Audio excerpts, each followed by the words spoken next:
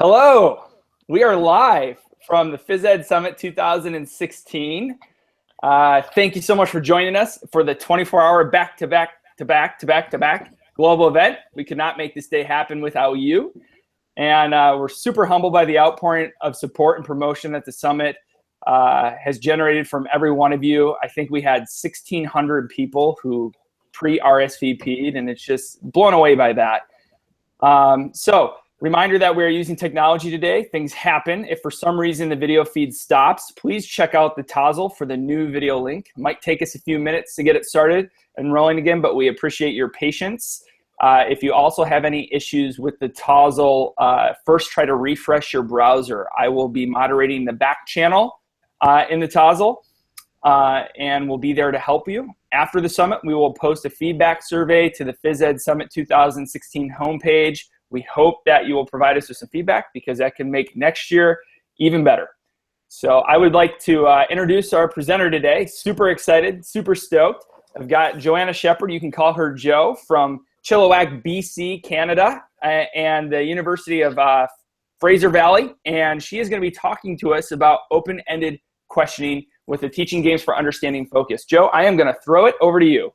Hey, thank you so much, Adam. And I'm really excited to be here today. And thank you, everyone who's joined today. And really what I'd like to say right off the bat is I want this to be an open discussion.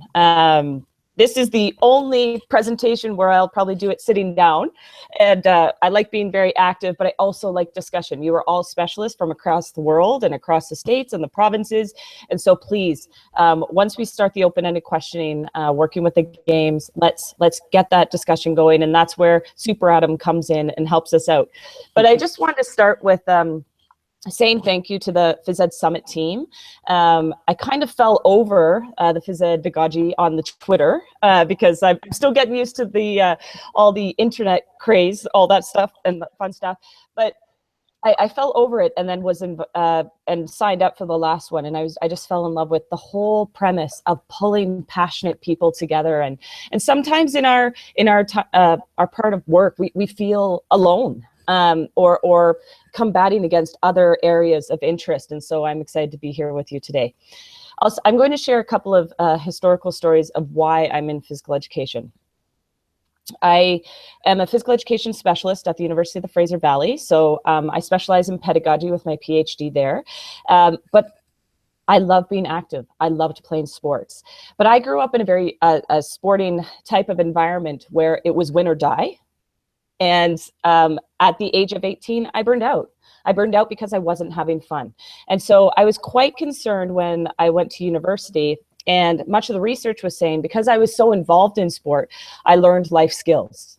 And I was thinking back and reflecting on my experiences within elite sport and saying, no, I really learned that if I wasn't good enough, that there would be the stress put upon me that I really needed to work harder at. And so I really wanted to become that physical educator that made sure that every type of student was being met. And so didn't separate, but went in the education avenue. And then I met a man named Dr. James Mandigo, who really helped me figure out what I wanted to do. So my research is in pedagogy, but it's also in curriculum designs, more specifically teaching games for understanding. And so at that point in the early 2000s, it was starting to come from Loughborough, even though it was been around since the 70s, but really starting to make its way in Canada. And so I was quite excited that I didn't have to learn how to teach skills specific first, that we could actually get our students to play the game. And I really appreciated those components to it. And so that really was how it started my love of how we create physical education classes for every single person. I also have a program called the Champions for Health Promoting Schools, and it's in Antigua, where it's actually based on life skills teaching. And so my best story that unfortunately as a researcher, it doesn't really help, but I love it and I keep it going, is a little one, grade 5. He says to me, Dr. Jo, because that's what they call me there, Dr. Jo, do you remember when I used to be fat? And I was like, What do you say? What do you say to that? And so I'm trying to think of something to say. And then he says, but then you taught me how to be active, and look at me now. And he's showing his muscles.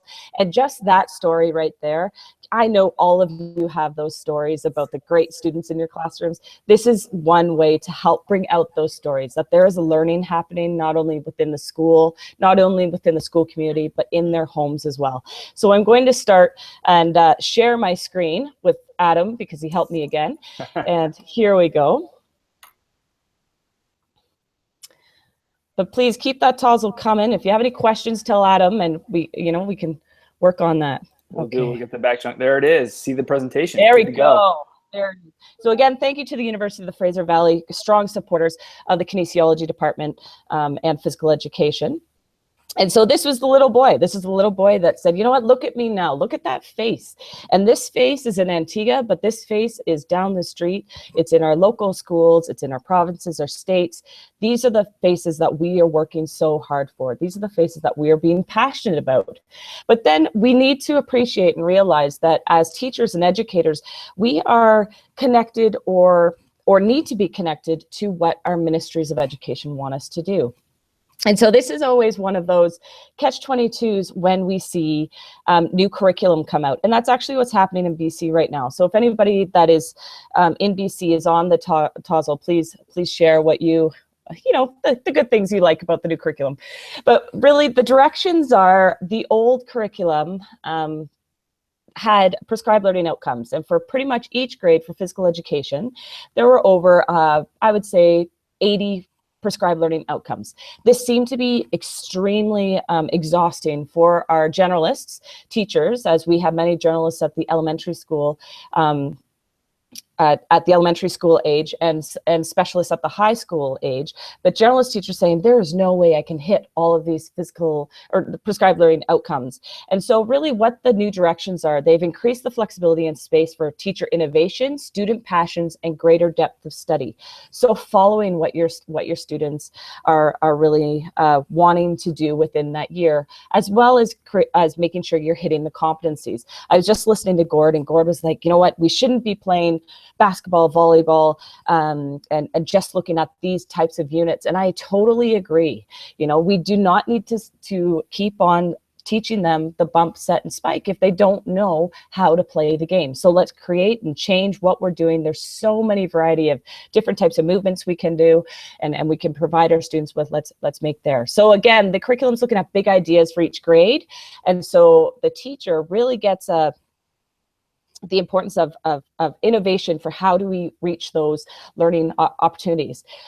Explicit focus on competencies. It's very exciting to say that physical literacy is a part of our competencies. I think that physical education is an amazing tool that we can use to guide physical literacy, because it is a journey. It doesn't finish. I'm in the agreement that you cannot be physical literate, because there's never really an end. We are going to be use physical literacy throughout our whole life. And so there's project-based, hands-on, interdisciplinary approaches. We in BC specifically are strong supporters of our Aboriginal populations, and so a perspective there, and a common framework for all areas of learning. What stays the same? And this is where we, I think, across the world kind of can agree that this is maybe the mantra that all ministries think. There's a strong foundation on reading, writing, and mathematics. Okay, we got that, but we also need to appreciate the importance of being physically active. So how can we utilize the time we are given with our students? So there's specifically within physical and health education, what's new is this holistic understanding of well-being. So what has happened within BC, which is very exciting, is that physical and health education, the curriculum has finally come together. So that's, some of you might be like, well, that kind of makes sense. Of course it makes sense, but this is a big idea that has happened in BC, and very exciting in that way. So again, promoting and developing all aspects of student health and wellness, including physical, social, and mental well-being. So again, looking at that holistic approach to learning is an amazing opportunity for us to just not look at the physical, or if they're busy, happy, good, or just running or sweaty. So focusing on developing healthy habits in all areas of health is also something that we need to appreciate as our students go on to graduation, because what I've heard is once they hit high school, they actually live for a very, very long time. So they need to be able to use what we've taught them throughout their lives. So again, what's the same? Our ministry says that British Columbia, the educational program, physical and health education are important, that they need to develop the knowledge, skills, and mindsets to make informed decisions for lifelong participation in physical activities, and to develop the knowledge, skills, and strategies need to be to make responsible and informed health safety decisions. Because, you know, even with all this new technology, and I love it, it's brought us together, it has also opened up some areas where our students may need help in their health education. So what a great idea for this new curriculum. So we have the standards, the Common Core, essential standards that we want to make sure we're looking at within BC. We need to have the knowledge, the do, and understand. And so that's really where we're starting to see how physical education and health education can play a part in this. The roadmap, the curriculum, we need this, the formative assessments with the summative assessments, getting past just looking at the effort, because, you know, unless we're looking at Lobbins movement, effort is one of those. It could be different for every type of child. The content and skills needed to be able to move on or progress within our movements, and how we instruct, allowing our students to be a part of the experiences, having different types of strategies, and reflecting on the why and how. And when I saw that part of the curriculum, I was ecstatic. And because the biggest thing is that TGIF View fits into this model. It fits into the doing, the knowing, and the understanding components of this new curriculum. Because TGIF View, as Bunker and Thorpe said way back when, existed because students were like, yeah, when can we play the game? Because I know all these skills, I know how to do this part, but how can we get going? And that was both our elite athletes that are in our classes, and also the ones that, you know, really are kind of confused about, well, how does this skill go together within a gameplay situation? And so this really helps implement physical education within BC. And the new curriculum, what's new, what stays the same? It's pretty much always been there. And so again, I'm excited that the Teaching Games for Understanding is another curricular model that we can use. One of many models that are out there, but one that I'm very passionate about. So again, looking at progressive education, always making sure that we are moving forward with new research, with new ideas, with new games, how to modify games, making sure that we can fit the needs of our spirits. The integration of mind, body, and spirit. So again, Teaching Games for Understanding is about games, but I know some of my colleagues are starting to look at teaching dance for understanding. And I really like how this type of idea is being modified to meet the needs of all kinds of different areas, and that really hitting with the mind, body, and spirit. Movement education, looking at Lobbins' work on how we use our bodies in so many different ways, how we use it individually, with partners, and with groups, all found within gameplay. Integration and inclusivity, making sure that all types of students, able-bodied or with students with disabilities, can be included within gameplay. Thinking and decision-making, that's what I love the most. In most of my research that I've done, I've had students come up to me and say, Dr. Joe, it was so nice to think today in physical education. And without biting my tongue and saying, well, why don't you think? It's a great push to make sure that our students value their opportunities that they have in physical education. TGFU, student-centered. My university students all the time. It doesn't matter if you're the best basketball player in your high school. It's not about you anymore. You've had that experience. Now you must make sure that every student has a great experience in whichever way they want to go. That it's active learning and demonstration of understanding happens throughout the model. So the core of TGFU and how it connects with the BC curriculum and how this is such a great idea for specifically BC, but also across Canada and the world, is that we're looking at communication. How do our students communicate with us as educators, with themselves, and also with their peers? You know, because we're seeing different types of communication where yelling or talking over people seems to be the better type of talk, where we're not really communicating. And unfortunately, with the technology, again, we laugh out loud a lot more than we actually do. So how do we get our students to communicate in gameplay? How do we get our students to think creatively and critically? How do we make sure that not only are they using their fundamental movement skills, but using them in different types of movement patterns? And personal and social responsibility, positive personal and cultural identity, personal awareness and responsibility, and social responsibility. This is really the key areas of what I look at within my own research. A couple of years ago, I don't know if you've heard of a little team called the Vancouver Canucks. And what happened is, unfortunately, they lost in Game 7 of the Stanley Cup. And a lot of people could not express themselves without tearing up the city of Vancouver. And that really hit home to me, saying, okay, how can a sport create such a negative emotions, and where we think that that's okay to do that? So again, the social and personal responsibility for taking care of one's own actions is something that I think is really important. So we see the TGFU model. And this was one thing that, again, my colleagues, Joy Butler, Bunker and Thorpe, Tim Hopper, and many others from around the world have talked about, is that it's learner-centered. But whenever I bring this up with my colleagues or at workshops or my students, they look at me and say, well, this is going to take an hour and a half.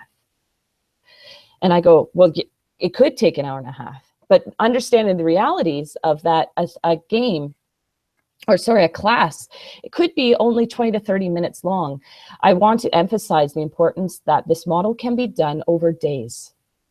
Okay, it can be a progression over days. And this is something that I've really been open to, meeting the needs of all the different curricular expectations that we have in our teaching environment. So again, starting with the game, and Gord said that again too, small-sided game of a formal game or something that is looking at one of the game's categories, getting our students to appreciate that game, and then pulling out the tactical awareness through asking them questions, cognitive questions about how they use tactics like aim and accuracy, getting into open space, maintaining possession, regaining possession, those types of very sport specific questions. How that our students make appropriate decisions by getting them to create their own cognitive game based on a tactical awareness or a tactical problem that they want to solve, and then working on their skills. Okay, so if I need to regain possession, I need to make sure that my ready position is in top form. So again, looking at skill execution, and then performance, bringing it back to more formal type of game. So again, that's how the model encapsulates itself. But again, I'm really looking at changing the question. And I've found this over my experience over the 11 years within Antigua, but also in the communities that I live around, is how do we change the question to really look at the affective side of games? Again, watching the Olympics, I loved every minute of it. There were some great questions or areas that we can bring into our physical education classes. But again, the commercials that tell me that playing a sport makes me a better role model, or makes me have better values or create better decision making, I think we as educators and as coaches need to guide our athletes or students to these types of life skills. And so again, how I encapsulate this type of learning is by using gameplay. So again, using a small-sided game, getting them to appreciate the game, what was happening in that game, but then kind of changing the tactical awareness of not only looking at the tactics found within the game, but also life skills that are found within the game. So making decision-making, how do we use patience? How do we be responsible for our actions? How can we make sure that everyone is involved, that there's teamwork, that that we're working on these other aspects that we just think kind of happen because of gameplay.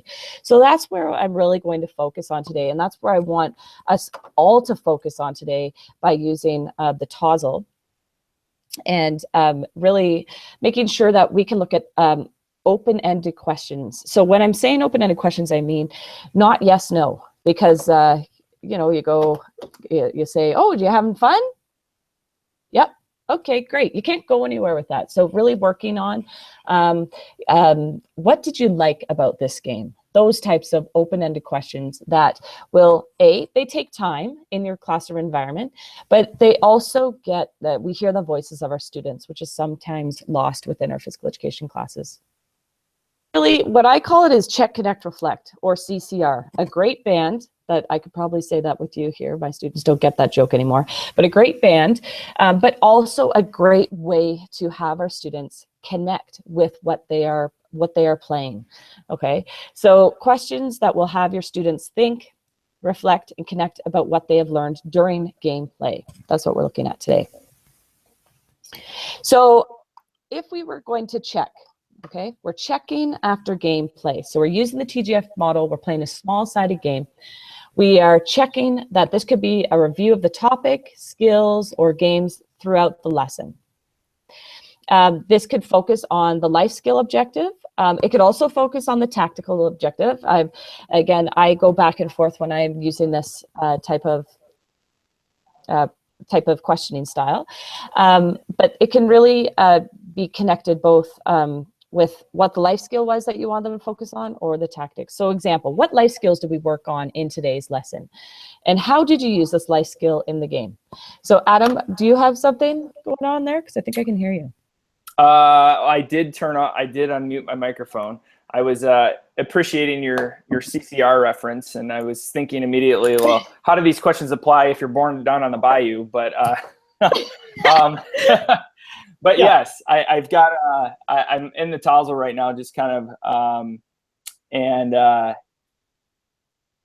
I'm kind of moderating that. So keep on going. I don't want to. Okay. No, sounds good. If there's any great questions or any comments, please say them out loud, and we'll go from there. My dog's looking at me like, "What are you doing, Mom?" Yeah, so it's pretty funny. Okay, just from current slide. So again, some of these examples, what life skills do we work on? I want to share your screen again. Oh shoot, I took it. No worries. That's what I'm here for. I'm here to point that stuff out. There it is. Exactly. Perfect. Here we go. There we go. I'm sharing, and sharing is caring. Here we go. So what life skills do we work on in today's lesson? Really focusing them on what we were working on, and how did you use this life skill in the game? Again, this is where I get most of my or statements of, I was really thinking today. So again, putting it back on the ownership of how this connects to them individually. Then we connect this. Okay, so we focus on our students on the life skill they use during the lesson and how it can connect to situations outside the lesson's environment.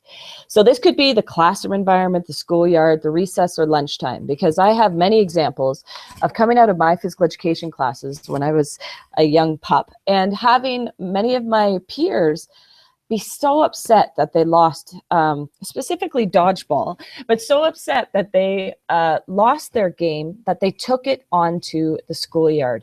And so how do we know and how do we appreciate, going back to the Vancouver Canucks example of how we say, that's upsetting, I'm really upset, but I'm going to be okay, and move on. So again, how do we use this connect questioning? So using the example of decision-making, a great life skill that we all need to use from time to time. What are some daily decisions you have to make at school? Why do you decide to do your homework? That's a good one. When you see garbage lying around on the ground, what should you do and why? So again, using that open-ended type of questioning is something that gets the discussion going within the classroom environment. Again, this is something that I usually use either in the middle of my class or at the end of my class. And I'm talking to the whole group of students, but I'm not asking every student. However, with my mindfulness, I'm appreciating that I need to ask that question to many different types of students than not just our favorite student that's really good at answering questions. So again, taking that connect, what they learned in the game, connecting it to their school environment. And then we take it to a reflection. So this has your students reflecting on how they can use life skills at home or within their communities, how we can develop these use of life skills that can affect them later in life. You taught me how to be healthy look at me now. So some type of learning happened there that community and into their home experience. So some examples, and there are many different examples that you can use, but when your mom asks you to clean a room, how do you know what the right decision is? Okay. And what do you do when you see your mom is putting the dishes away after dinner? So making it a little bit connected back to their home experiences, and you can use parent or guardian or whatever type of language you'd like to use, but it connects back to how this game was using decision making and how that decisions can go all the way home. And so I really like this type of CCR idea because it really works on the affective domain, and going back and forth through the tactics of how we used aim and accuracy to how we use decision making. This can go as a toggle back and forth with keeping our students on check with what they're learning within the game than just the physical components of busy, happy, good, and sweaty. So Joe, I have a couple cool questions here. Yes, perfect. First of all, when you're talking about life skills and using the language of life skills, what would be the language? Is that the language you use with students, and or what language would you use with students? And also, like, what actions would you suggest to take to like explicitly build like the background knowledge with students about what life skills are? That's a really great question. And so this is where it comes back to how physical education and health education are connected within the entire school curriculum. So this could happen within the classroom environment. Life skills is defined by the United Nations. So again, that connects many of our countries and worlds together. And so I use the word life skills because that is a definition, but it's also getting them to define life skills within the classroom environment and then implementing it within the physical education environment. So using that health education time that you have to use those values. There's also some great some people call it citizenship, citizenry, responsibility, values. We see those posters on the walls of our gymnasiums all the time, but then actually taking that poster down and saying, what does this mean? Because what we're seeing within our, what's going on within our own lives and our practical research experiences is that they know how to spit it back at you. You know, what's teamwork? Well, it's working as a team. Great. But what does that mean to you? So it's kind of putting the responsibility back on, well, give me an example. And so it's that asking that is shocking students. And so when I first started my research with my PhD, the students kept on looking at me like, why is he asking us so many questions? Because that was different. That was different. And that's the great component of A, using TGFU because it has that component to it, but B, letting them take ownership over their answers. Mm-hmm. Yeah. Mm-hmm. And so kind of follow up on that a little bit, as far as with CCR, you know, and that stands for what? Check, connect, reflect, right? Reflect. Yep. So what grade levels would you use that with? And if it's with all grade levels, how might that look different with, say, first or second grade versus, say, middle school? Yeah, exactly. So it's all about the language that you use, and it's all about what types of questions you pose as well. So I've used this, I would say it would be the lowest level I would use it is about grade 2, because the cognitive connections and the thinking and it really starts there. In kindergarten, they have a lot of yes, no types of questions because they're just trying to follow along with the routine of the day. So, but once we get to grade 2, you can really start to ask these questions. And in the examples of the games I've actually gone in progressive order from younger elementary grades to high school. So how we can, but it's all the language you want to use with your students. So again, how you connect it, a high school student of, okay, here's decision making. How do you decide, you know, for instance, within a community question, how do you decide to be a good citizen in your community? Like, that's a grade 10 question. That isn't a grade 2 question. So again, the language that you use around there is really how you can you can implement this throughout their progression. Mm-hmm. And did you mention you had a resource for like leveled types of questions, or? Well, I have these as examples coming down, but on playsport.net, which was it's on ophia.net out of Ontario. That was a master's program that I was a part of for a summer that has gone viral, and it's going really well. And they have some other questions that you can connect to. So yeah, a great way to start you off. Good. So, okay, so I'll keep going. Keep going, yeah, we're good. We're good. Thanks. Okay, so yeah, so this is the PlaySport. Hopefully some of you have seen it. A great connection with, again, Ophia, PHE Canada, Dr. James Mandigo, and a great experience on how clear you have to be when you're explaining games. So these are all based on the Teaching Games for Understanding type of curricular model on the 4 games categories, but they've also included individual games as well, or individual, specifically activities. So looking at the physical literacy components of run, jump, throw, fundamental movement skills. Cool. Okay, this is a beautiful example of something we could use at the primary ages between 6 and 9. So again, this is a target game, and even though research states that target games are boring, those are all the games I play now in my 30s. So we must need to learn these at some time, and also get our students to appreciate the importance of aim and accuracy before we put an implement into their hands. So what you do is you divide the participants into small groups. So between 2 to 4, and each group creates its own series of targets. So there again is a lot of working together, creating a target that they're going to throw at. You're going to select 5 small objects, beanbags, pool noodles, discs, sponges, whatever they want to throw. I am a big supporter of the rubber chicken.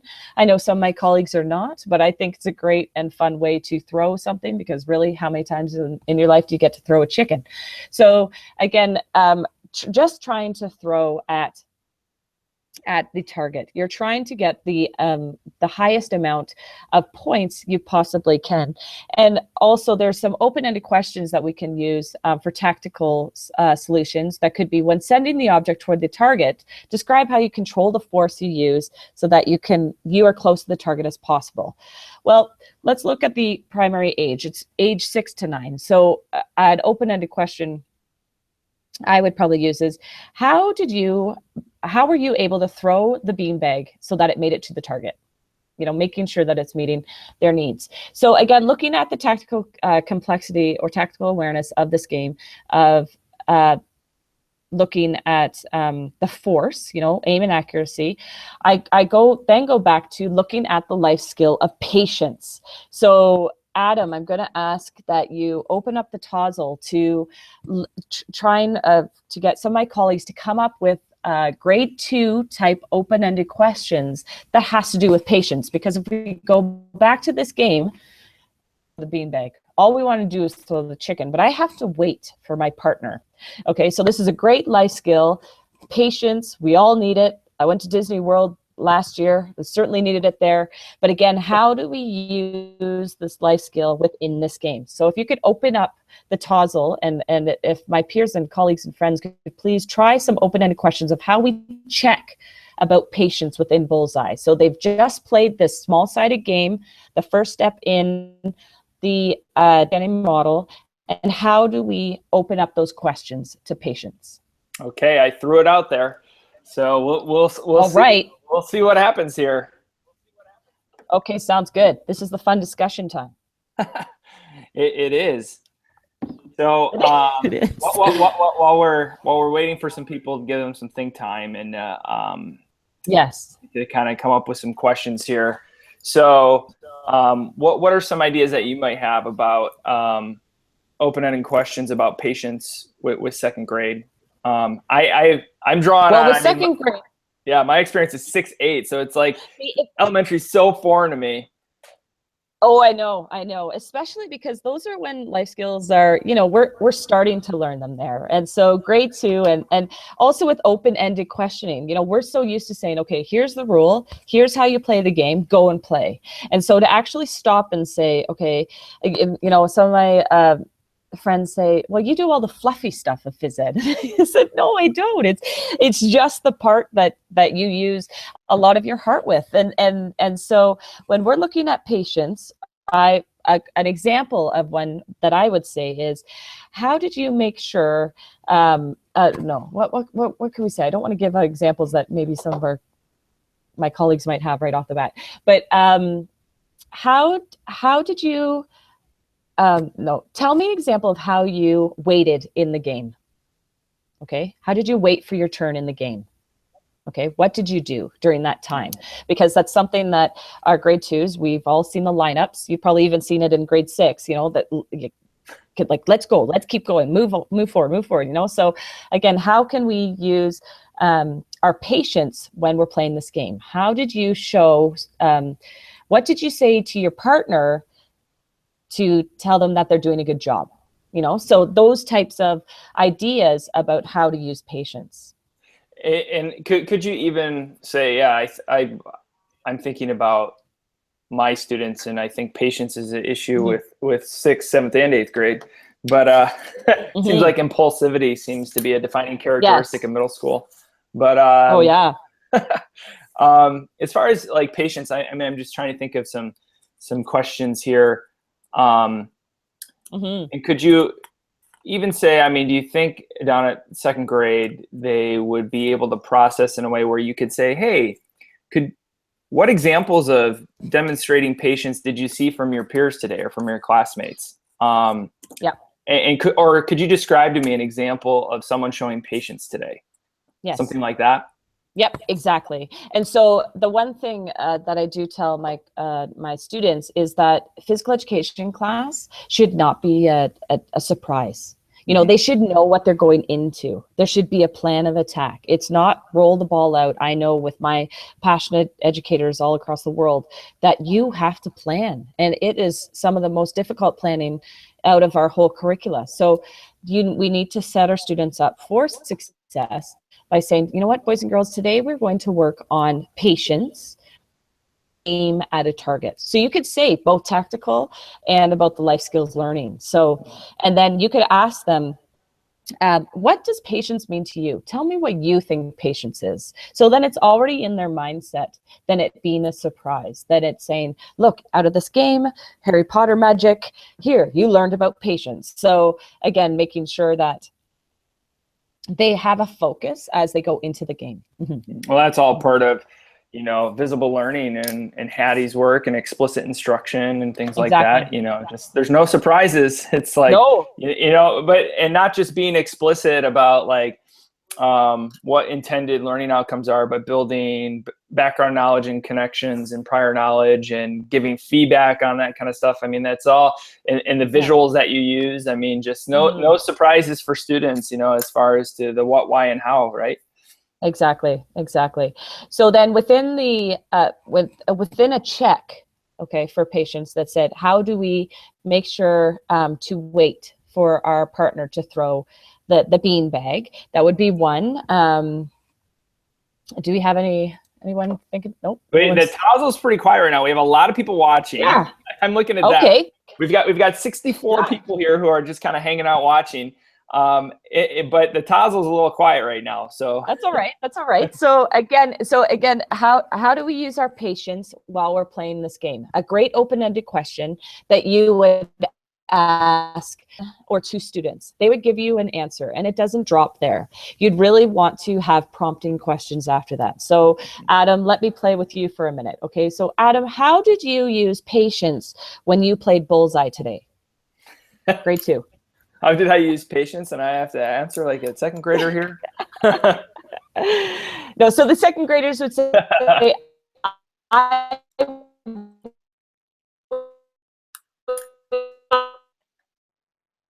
your friend or your partner get better at the game. So it's using these types of ideas to keep those the conversation going.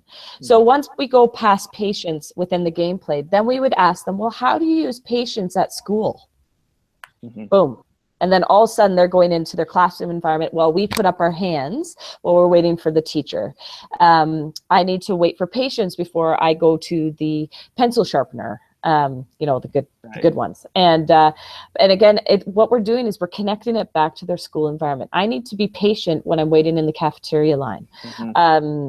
One is being patient when you're on the school playground, so someone doesn't fall off something, and we have to take that away from them too. So again, pushing that forward to a different experience. So looking for my colleagues out there, how could you talk about patients within their community or home environment? Like what could you say?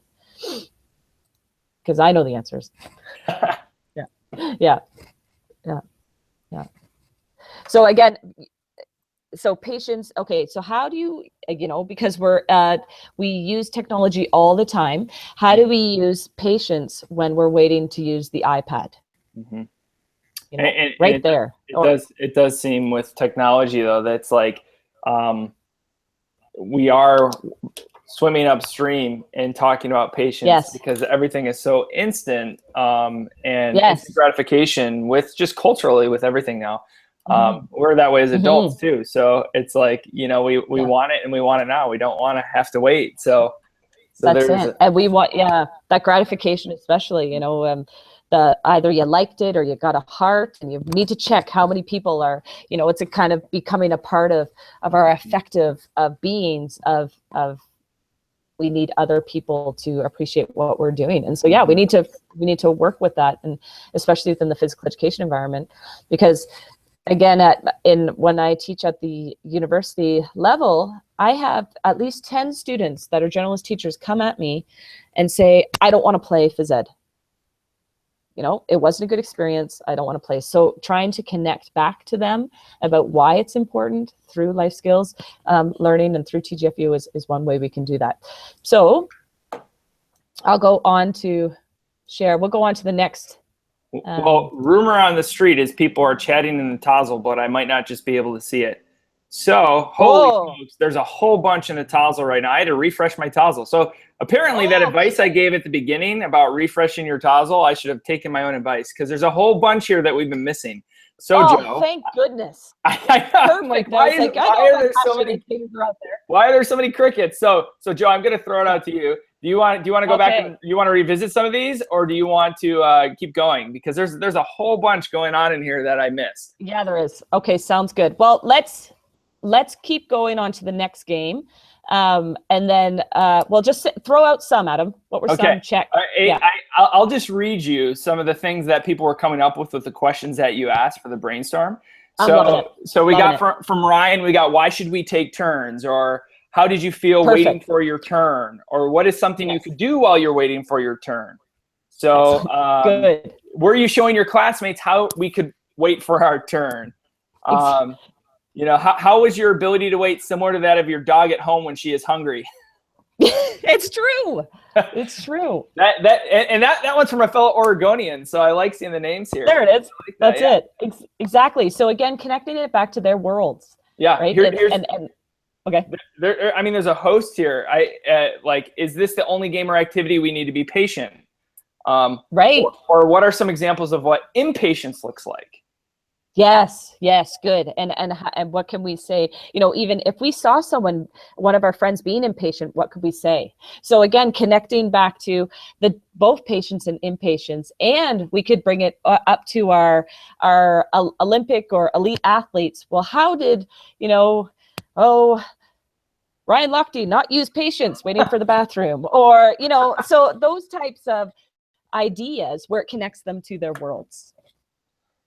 So again, great. Let's go on to the next game. I want to open this up. Thank goodness for a refresh there. Thank goodness. That was I was seriously getting concerned. I'm like, what is going on, Bueller? Yeah, that's it. Okay, let's go on to the next game. This is a Aboriginal net wall game.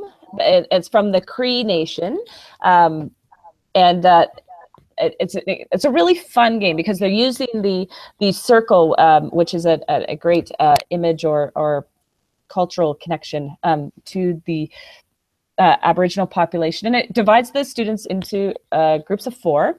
They're in a quadrant like the medicine wheel. So again, a great symbolization there. And so what you're trying to hit the ball back and forth to group members. So the goal as a group is for participants to hit the ball as many times as they can in a row without the ball dropping on the ground or out of bounds. So again, you can start this. This is at the ages of 10 or 12.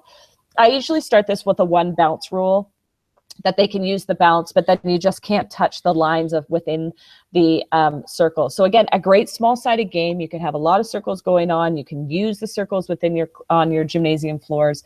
And the open-ended questions for tactics are: describe how you could hit the ball so your group member has more of a chance to receive the ball successfully. How can you communicate with other members in your group to be more successful in passing? So what I've connected this to, and I'm going to throw it out to, is teamwork.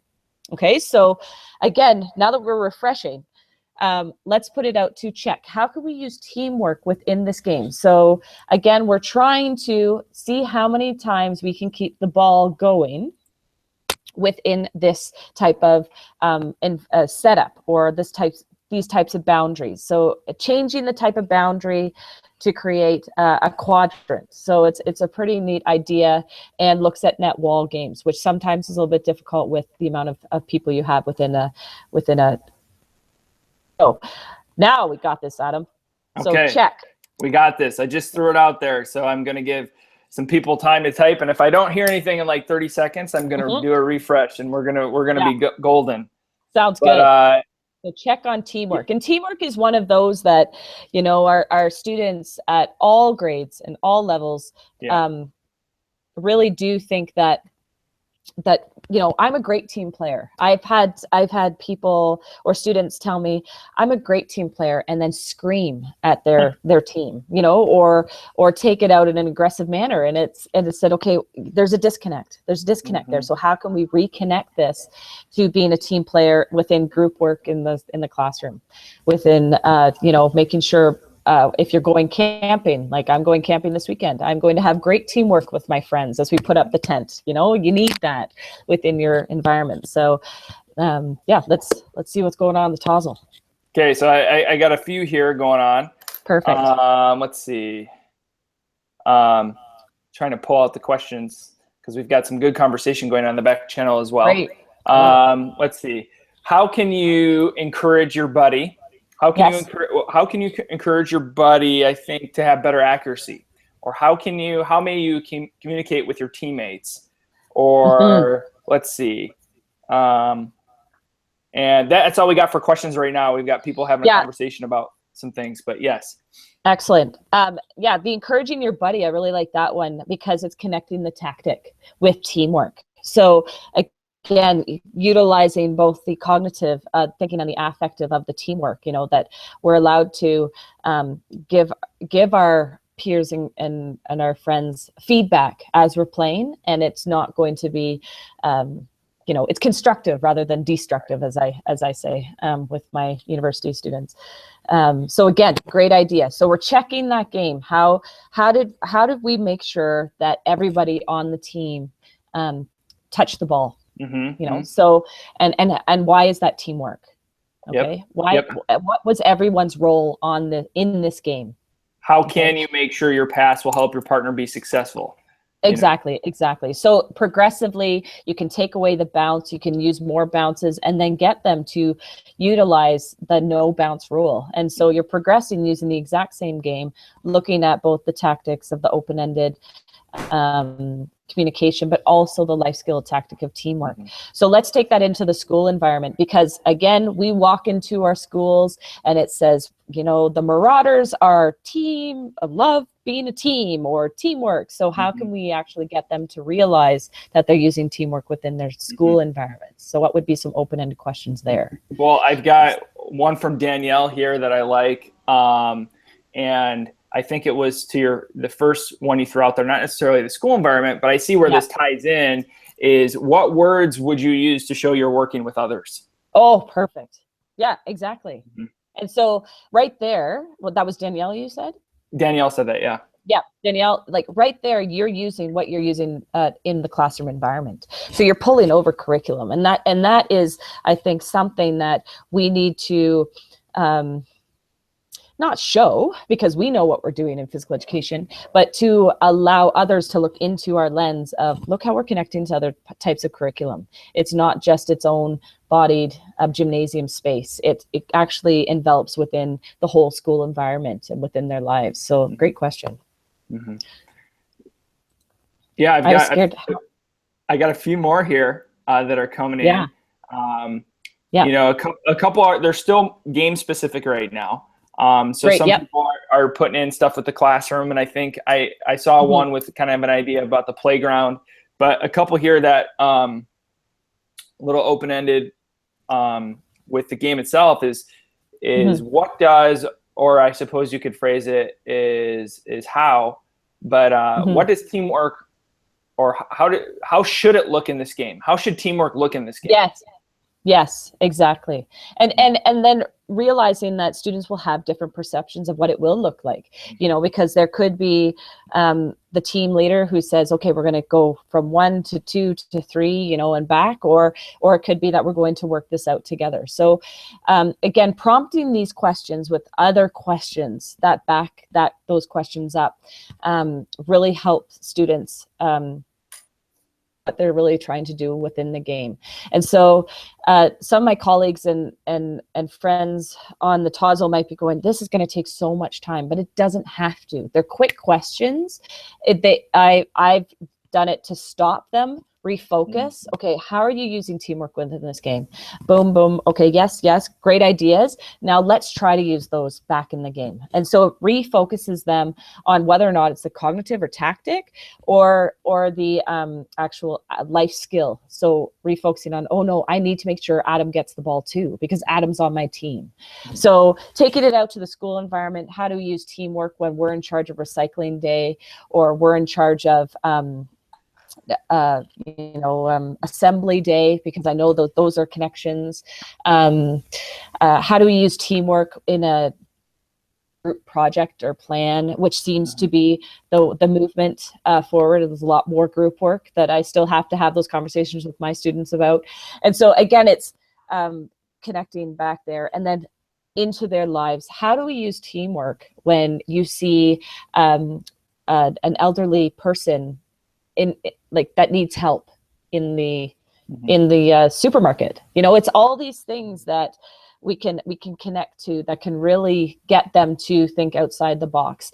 And as much as there is this push to not have homework in some areas, I think this is a great way to create a reflection journal for our students to take those ideas home and to say, you know what, I used teamwork last night. I used teamwork because my mom, my mom and dad wanted me to clean the upstairs and they cleaned the downstairs. You know, just those little things that they can keep on reflecting back to about how they're using teamwork that came from a game scenario.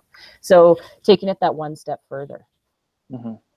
Yeah, we have, it's the same thing, different language. I mean, we use essential questions, which are open-ended questions. Right. And it's, it really doesn't take as much. I know we all feel the pressure of having students be physically active within our classes. It really doesn't take a whole lot of time to really invest into getting students to critically think and to cognate, basically. I mean, it's because we have like a broad theme of an essential question. I usually do it. It might be a big theme, overarching theme for an entire week of lessons.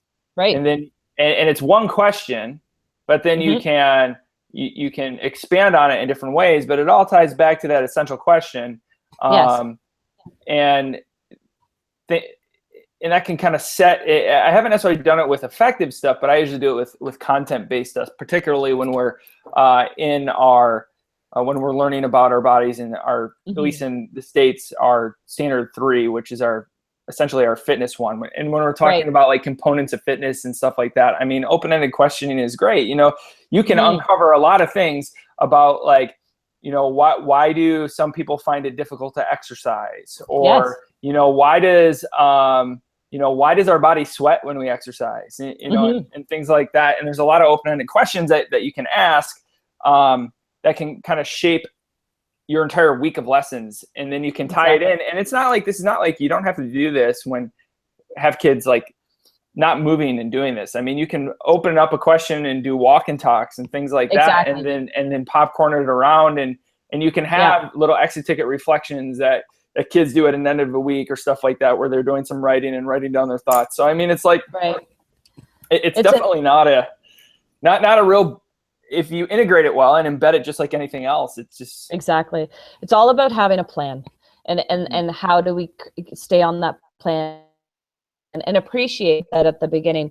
You know, TGFU, that model is, if we want to get through that model, it can take a while to do it effectively. Like, so it's okay to do it over days.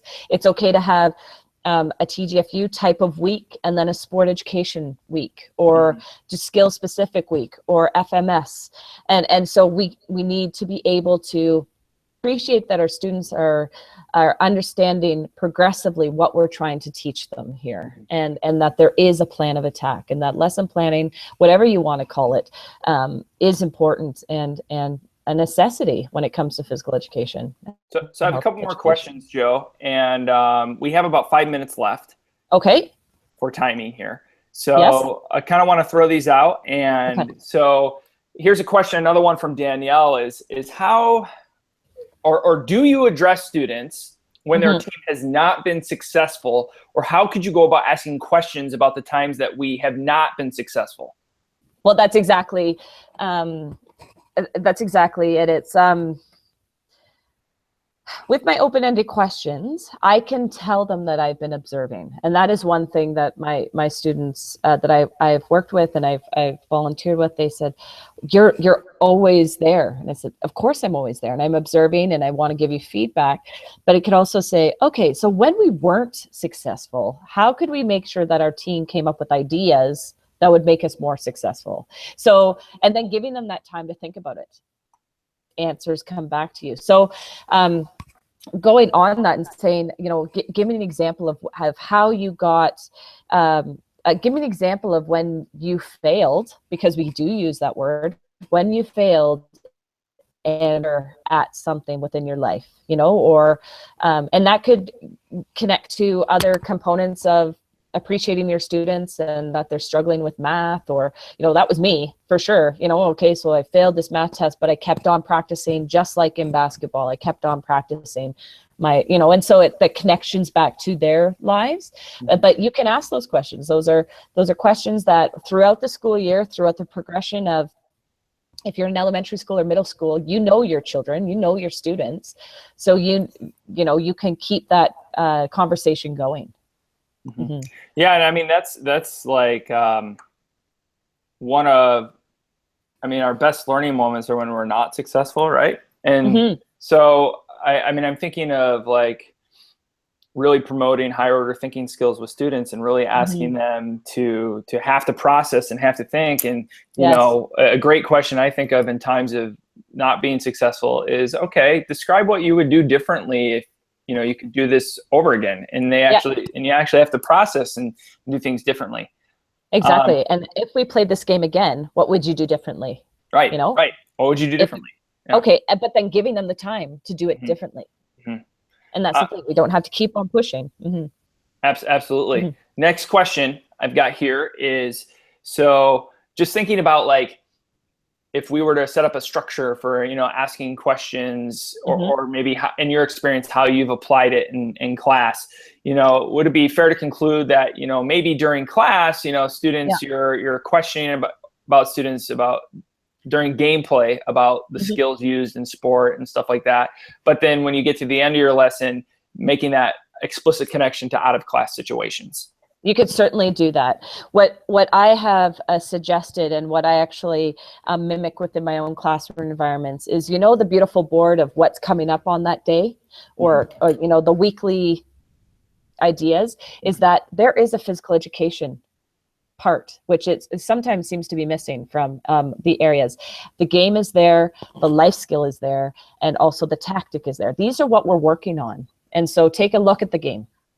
You know, let's make sure that you have an understanding before we hit the gym, so we can get right into gameplay. But also, they're already focusing on what that life skill is. So then you're giving, it's not a mystery.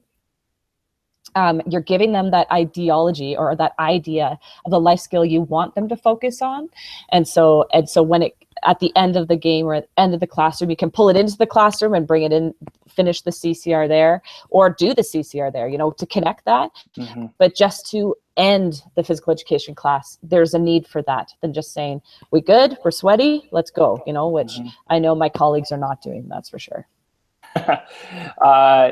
Well, Joe, we are out of time actually, so I think people would love to have this conversation to continue, and there's some more questions in the Tozzle, so I actually just sent you the link perfect. to the Tozzle. Maybe you can pop in there and kind of answer some of those in the back channel as we go.